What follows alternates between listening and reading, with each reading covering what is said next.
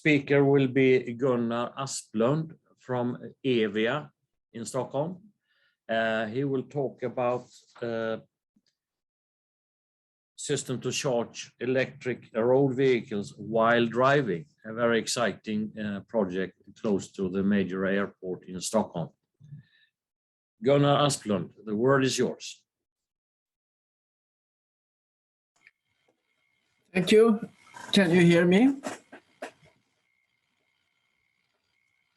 Very good, because my headset didn't seem to work.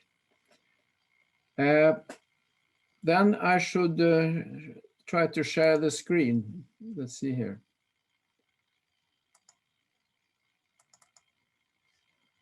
Can you see this?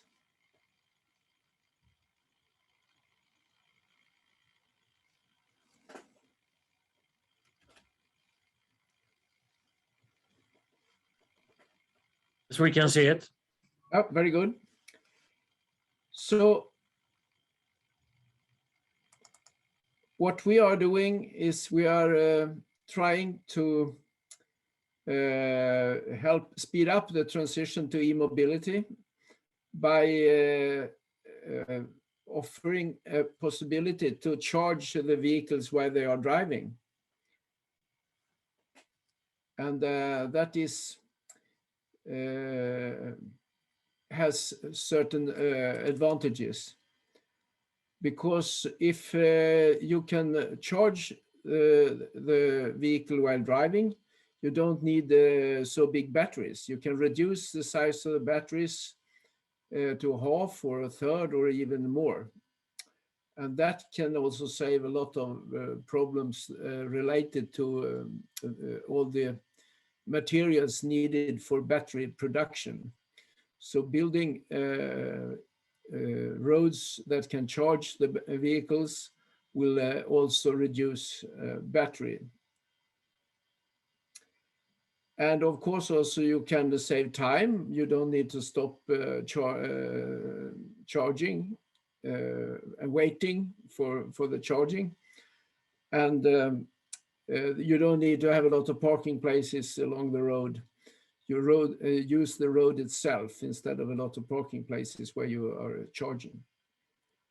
And also for the future of autonomous vehicles, this is a big advantage, because they can then, they don't need anyone to go out and put in a cable to connect the vehicle to the charger.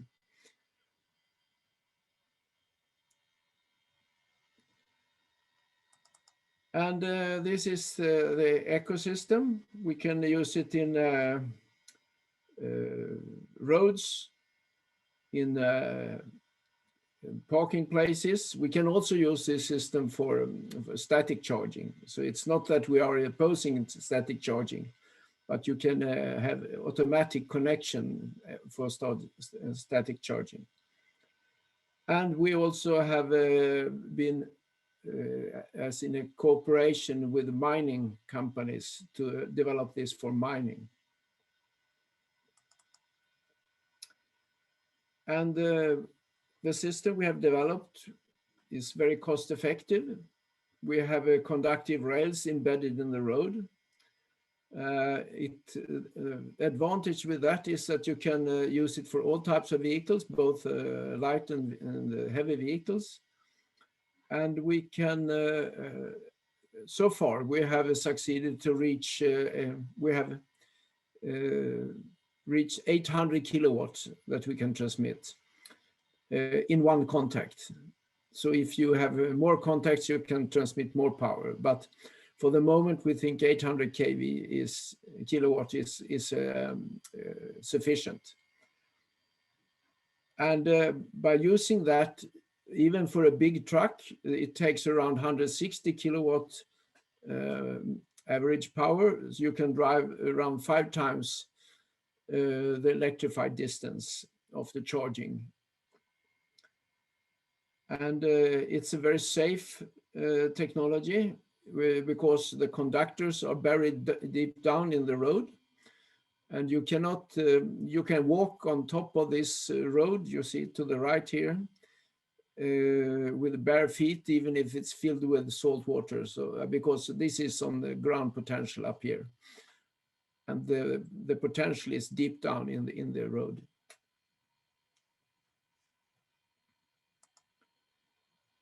And here I'll show a video. I hope this will work now. You see.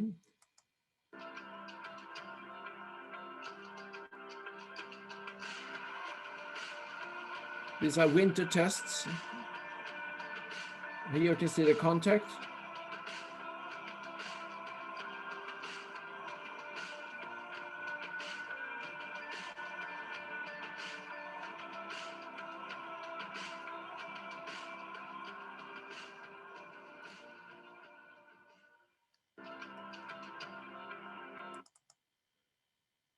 And then we can show it also for a smaller pickup car. This is a simulation. You can see the contact sliding, and it as long as the vehicle is above the rail, it will follow the track. So the driver doesn't need to do anything special.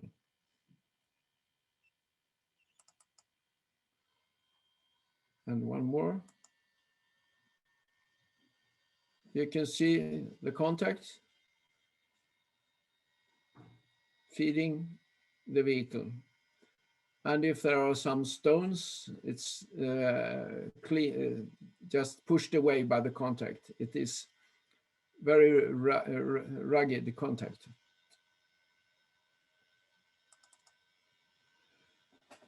And the design is done to be very safe, because we have the conductor deep down, and you cannot reach it with the fingers. And the opening is very narrow, so you can go with a bicycle, even with a racing bicycle on top of it, and you will not slip down into the rail.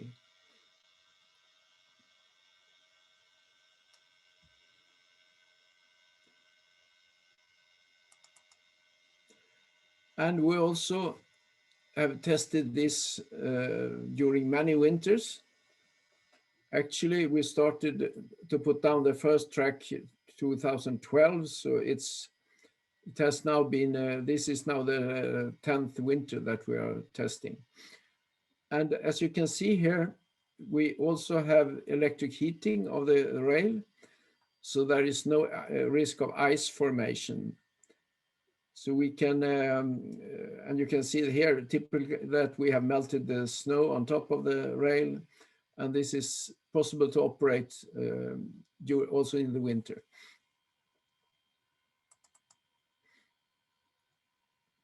So we have tested 4 generations of rail. We started in 2012 on an enhanced area close to Arlanda Airport. This is a 2-kilometer test track for use of the Swedish police, but we have access to it some part of the week. And the first generation, we put down 656 feet of track in May 2012. Then we added 492 feet in October 2014, and another 492 feet 2016, and then 164 feet in of the 4th generation in March 2017. But this was the preparation for the big thing, that was to go out into the public road, which is just outside this test track. So there we have 2 kilometers that were installed in 2017. So we have done done, and that has been operating for 4 winters on the public road. And here you can see we are.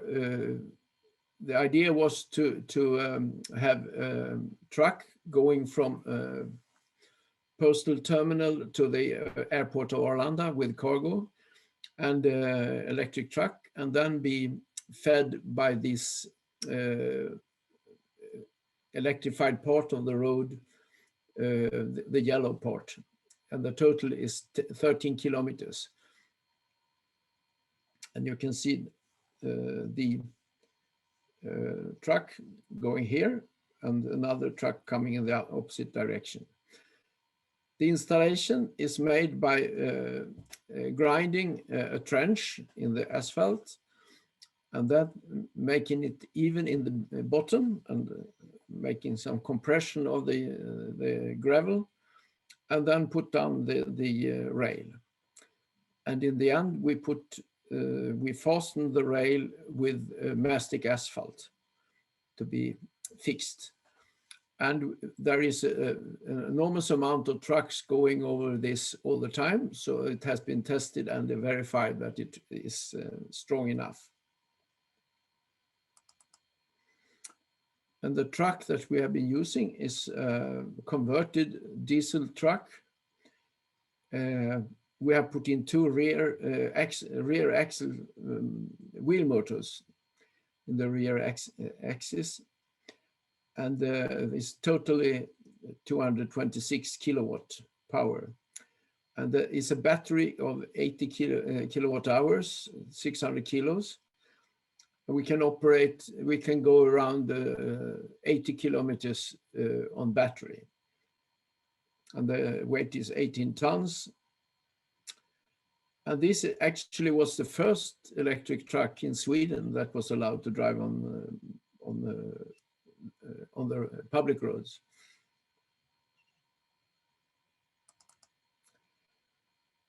And here's some experience from the demo, from the operations. We were driving with picking up 200 kilowatts, charging mainly the battery because the truck itself only takes around 80 kilowatts. So the rest is going to charge the battery. And we have made several hundred of runs.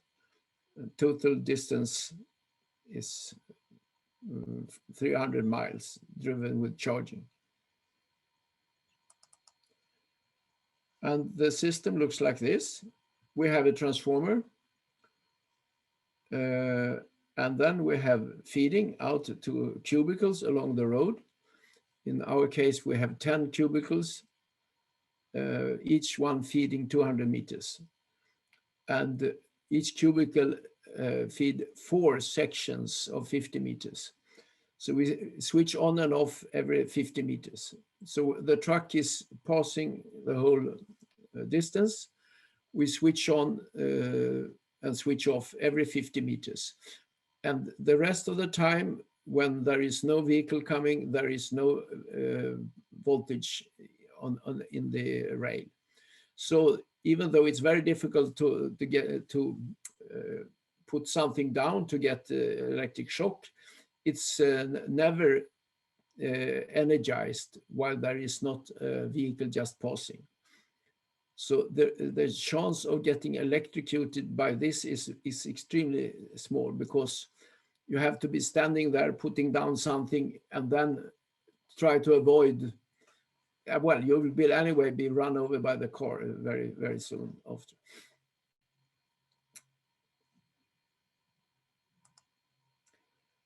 And we also have the cost is around $1 million per kilometer, or 0.6 mile, for 2 lanes. So it's in both directions.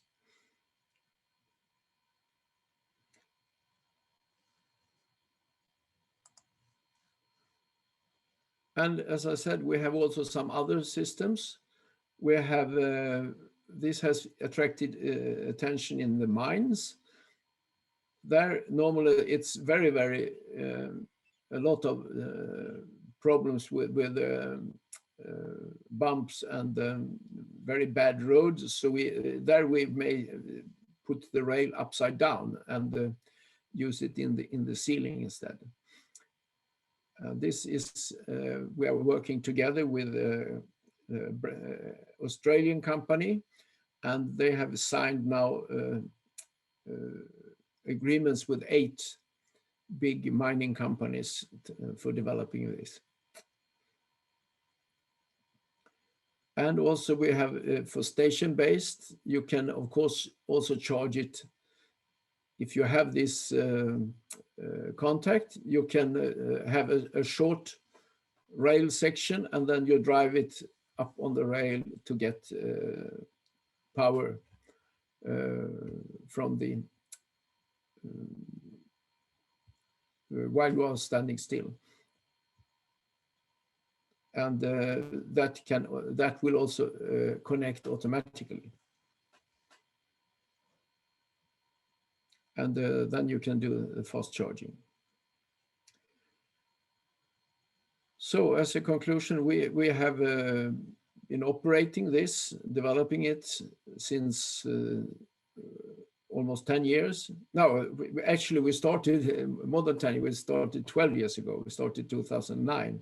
We have been demonstrating it in real full scale since 2012.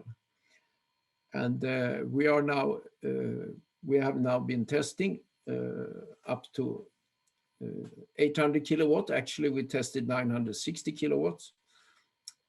So we can charge a lot. And if we use multiple contacts, we can multiply that by any number.